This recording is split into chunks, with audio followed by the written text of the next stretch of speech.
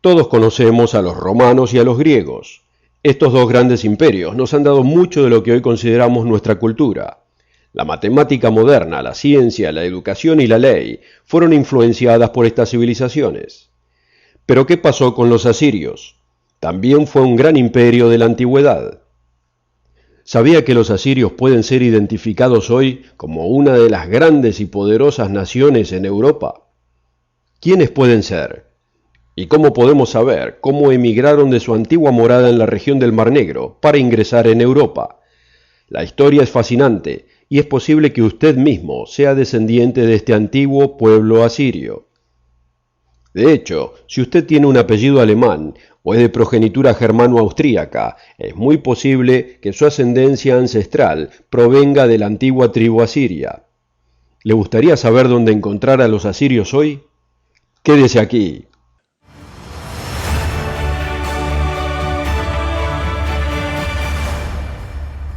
La Biblia es el libro más actualizado del mundo. Este asombroso regalo de Dios nos da guías prácticas de vida, nos da consejos para el matrimonio. Sabiduría en finanzas y principios de relación con superiores también pueden ser encontrados en la Biblia. Cómo vivir una vida cristiana es el fundamental tema que encontraremos. Pero ¿sabía usted que además la Biblia revela las identidades de las antiguas y de las modernas naciones? Algunas mantuvieron sus antiguos nombres bíblicos como Grecia, Libia, Egipto y Etiopía. Ahora hay otras que tienen nombres con las que son llamadas hoy, pero otro diferente en la Biblia. Por ejemplo, la Biblia llama a la gente de Chipre Kitim, y los árabes son llamados por el nombre de su padre Ismael, como ismaelitas. La mayoría de los árabes modernos todavía saben quién era su patriarca y lo reconocen como Ismael, el hijo de Abraham. Uno de los antiguos pueblos de Mesopotamia eran los asirios, que descendieron de su padre Asur. El libro de Génesis nos dice que Asur fue hijo de Sem. Asur significa líder o exitoso. La intención de Dios nunca fue que los asirios fueran una nación insignificante. Ellos vivían en la zona norte de lo que hoy es Irak, sobre el río Tigris, y su capital era Nínive. Era un pueblo altamente organizado y militarizado. Pasaron varias etapas de ascensos y caídas. En el octavo siglo antes de Cristo ascendieron a gran poder y su imperio invadió el reino de Israel, capturándolos y esclavizándolos detrás del río Éufrates. ¿Por qué fueron esclavizados los escogidos de Dios? Porque Dios se enfureció de la perversidad y la idolatría pagana de los reyes de Israel, y luego de advertirles, utilizó a los asirios para castigarlos. Aunque no lo crea, los actuales asirios castigarán una vez más a este pueblo. Note que no dije israelitas, porque la actual nación de Israel es la nación judía, compuesta básicamente de los descendientes de Judá. Las otras tribus de Israel pueden ser encontradas entre los pueblos del noroeste de Europa, así como los de habla inglesa de los Estados Unidos, Canadá, Australia y Nueva Zelanda. Aquí tenemos una foto del famoso obelisco negro, que ahora se encuentra en el Museo Británico de Londres. Aquí vemos al rey Jehú de Israel postrándose ante el rey asirio Salmanasar III, demostrando reverencia. Después de que Israel fuera capturado por los asirios, estos fueron transportados a la región del Mar Caspio. Durante siglos estos dos pueblos vivieron paralelos. Los israelitas perdieron su lengua hebrea y adoptaron la lengua indogermánica. Pero el imperio asirio tendría una corta existencia. Y en el 612 a.C., los babilonios capturaron Nínive, la ciudad principal, y los asirios nunca más fueron poderosos en la región. La investigación de León Poliakov declara en su libro El mito ario que los bávaros creen que llegaron a su país desde Armenia a través del Mar Negro. El historiador romano Plinio, al escribir la Historia Natural, menciona una tribu llamada los Asiriani, entre los pueblos Kitian en la región de Crimea, al norte del Mar Negro, durante su época. Evidentemente en algún momento hubo una migración de esta tribu asiriani escapando de Crimea y ahora emigraban hacia el noroeste ingresando en Europa. Los israelitas emigraron junto con ellos, así que las dos naciones hablaban lenguas similares. Los israelitas se asentaron en la costa noroeste como los anglos, los sajones y los jutos. Y también encontramos descendientes de israelitas en el norte de Francia, en Bélgica, Países Bajos y Escandinavia, mientras que las tribus germanas tomaron posesión a lo largo de los ríos Rin, el Elba y el Oder, y se asentaron además en Austria y en el norte de Italia.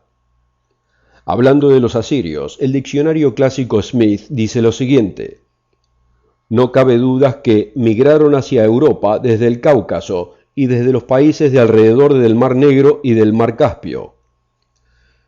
Al mismo tiempo, los israelitas, que eran los previos cautivos de los asirios, se movieron junto con ellos a países del noroeste como Francia, Holanda y Escandinavia. ¿Tiene usted un apellido que sea alemán? ¿Tiene usted descendencia alemana en sus genes? Es posible que sus ancestros estuvieran entre los asirios que migraron del continente del Medio Oriente hacia Alemania, Austria y norte de Italia. Yo tengo un amigo que su apellido es italiano, pero ¿sabe cómo es? Germano. Un punto importante es que los alemanes no son una sola tribu, sino una mezcla de tribus, incluyendo los Hessen, los prusianos, los bávaros y los austríacos. ¿Recuerda el soldado que peleó para el rey David llamado Urías el Eteo? Era un soldado valiente y leal. ¿Dónde encontramos hoy a los eteos?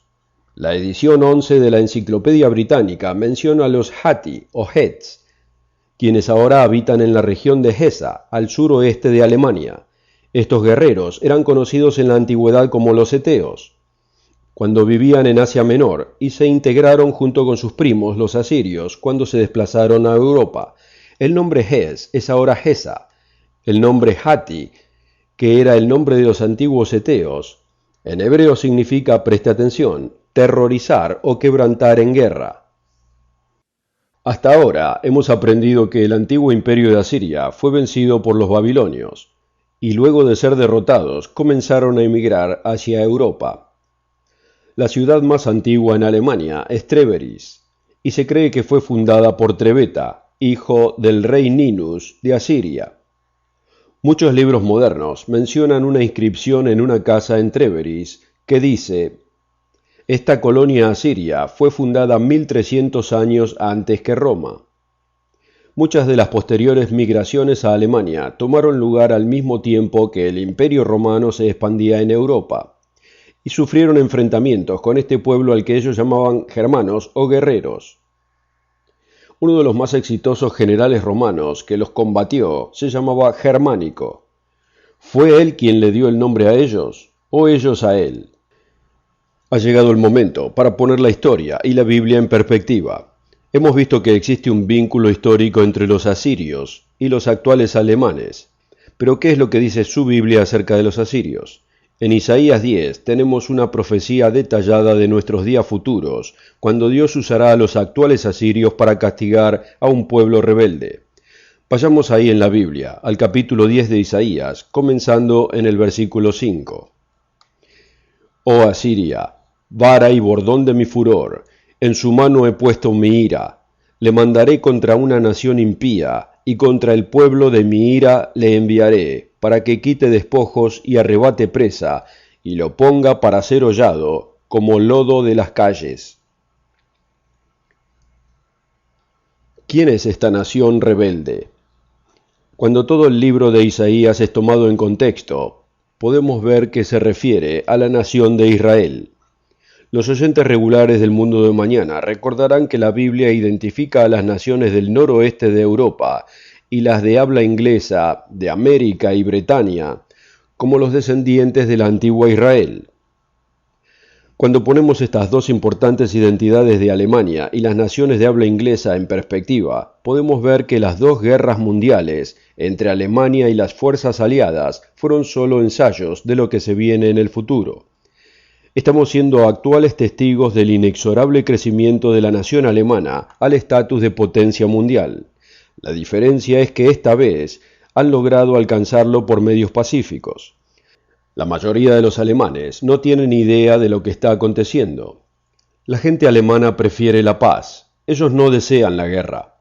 Pero como vemos a través de la historia, parecen tener una afición agresiva que emerge en ciertos momentos. Notemos lo que Isaías dice en relación a esta tendencia asiria de arrebatar y quitar despojos. Aquí en el versículo 7 menciona, aunque él no lo pensará así, ni su corazón lo imaginará de esta manera, sino que su pensamiento será desarraigar y cortar naciones, no pocas. ¿Puede verlo usted como lo ve Dios? Aquí tenemos a Israel, impío y rebelde, y aunque Dios los ama como un padre amoroso, debe castigarlos. Esta es la razón por la que el pueblo alemán, una vez más, será usado por Dios para castigar al actual Israel. Así es, habrá crueldades y gran aflicción, pero Dios mira más allá, a un momento en el que Israel se arrepentirá de sus pecados. En Jeremías capítulo 31, Jeremías 31, versículo 18, leemos del lamento de Israel por sus pecados. Efraín era el heredero primogénito de Israel, y en este programa continuamente enunciamos que podemos identificar muchos de los pueblos de Inglaterra, Canadá, Australia, Nueva Zelanda y Sudáfrica inglesa con Efraín. Notemos lo que dice. Escuchando he oído a Efraín que se lamentaba. Me azotaste y fui castigado como novillo rebelde. Conviérteme y seré convertido, porque tú eres el Creador mi Dios. Me avergoncé y también me humillé, porque llevé el aprobio de mi juventud. La respuesta de Dios en el versículo 20 es la siguiente: pues desde que hablé contra él, fervientemente me he acordado de él. Por eso mis entrañas se conmovieron por él. Ciertamente tendré de él misericordia. Solamente un pueblo en la Biblia realmente se arrepintió como nación, cuando les fue advertido por Dios que se arrepintieran. ¿Sabe usted cuál fue esa nación? Esa nación fue Asiria, con su capital llamada Nínive. El profeta Jonás fue enviado a Nínive para advertirles que se arrepintieran y lo hicieron. El rey llamó al pueblo a ayunar y arrepentirse y obedecieron. En Jonás capítulo 3, versículo 5 leemos: Y los hombres de Nínive creyeron a Dios y pregonaron ayuno, y se vistieron de cilicio desde el mayor de ellos hasta el menor de ellos. Y llegó la noticia hasta el rey de Nínive, y echó de sí su vestidura, y se cubrió de cilicio, y se sentó sobre ceniza. En el versículo 10 leemos: Y vio Dios lo que hicieron, que se convirtieron de su mal camino, y se arrepintió del mal que había dicho que les habría de hacer, y no lo hizo. Dios ama a todas las naciones, y no hace distinción de personas, aunque sí le impacta cuando le confesamos nuestros pecados y nos arrepentimos. Hasta ahora hemos visto que Dios usará a los actuales asirios para castigar a sus antiguos enemigos israelitas. Regresemos ahora a Isaías 10 y veamos lo que sucede a continuación. En el versículo 12 vemos que emerge el orgullo asirio. En vez de aceptar que Dios los usó para castigar a Israel, ahora permiten que la arrogancia emerja en sus corazones. Notémoslo. Mas acontecerá que después que el Señor hubiese acabado toda su obra en el monte de Sión y en Jerusalén, visitaré sobre el fruto de la soberbia del corazón del rey de Asiria y la ostentación de su arrogancia. Otra versión dice lo siguiente: castigaré el fruto del corazón tenaz del rey de Asiria. Recientemente estaba leyendo un libro de dichos de personalidades famosas. Aquí tenemos lo que dijo Adolfo Hitler al enunciarle al Reichstag en el atardecer de la invasión a Polonia el 1 de septiembre de 1939. Citando a Hitler, esto es lo que dijo: si alguno piensa que encaramos un momento difícil, debo pedirle que recuerde que una vez un rey prusiano se opuso a una coalición más poderosa y en 3 guerras finalmente salió vencedor, porque aquel Estado tenía ese corazón tenaz que necesitamos en estos momentos. Como socialista nacional y como un soldado alemán, yo ingreso en este conflicto con un corazón tenaz. Qué irónico que las mismas palabras sean usadas en la Biblia para Asiria y para el orgullo militar alemán, y por Hitler 2600 años más tarde. La conexión entre estos dos pueblos me resultó a mí obvia cuando hace poco visité Berlín. Berlín fue edificada por el gran Kaiser Wilhelm para ser la capital de la nueva nación de Alemania. Ahora, la mayoría de las personas se sorprenderían al saber que Alemania como país soberano y nación no pasó a existir hasta 1871. Así es, casi 100 años después que los Estados Unidos. Anteriormente los alemanes eran ciudadanos de pequeños estados independientes.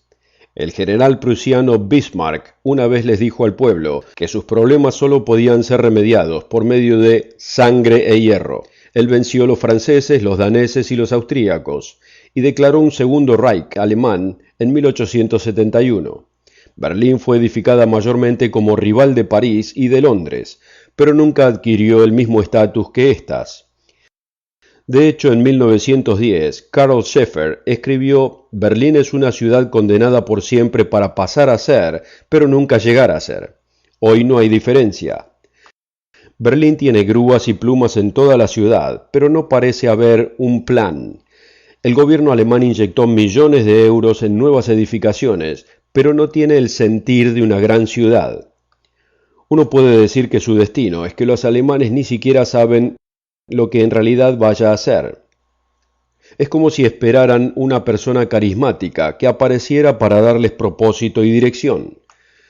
Ciertamente una visita al Museo de Pérgamo en Berlín les daría una idea de quiénes son. Este es un museo que contiene muchos artefactos de Babilonia y de Asiria. La puerta de Ishtar de Babilonia fue desmantelada ladrillo por ladrillo y ensamblada nuevamente aquí.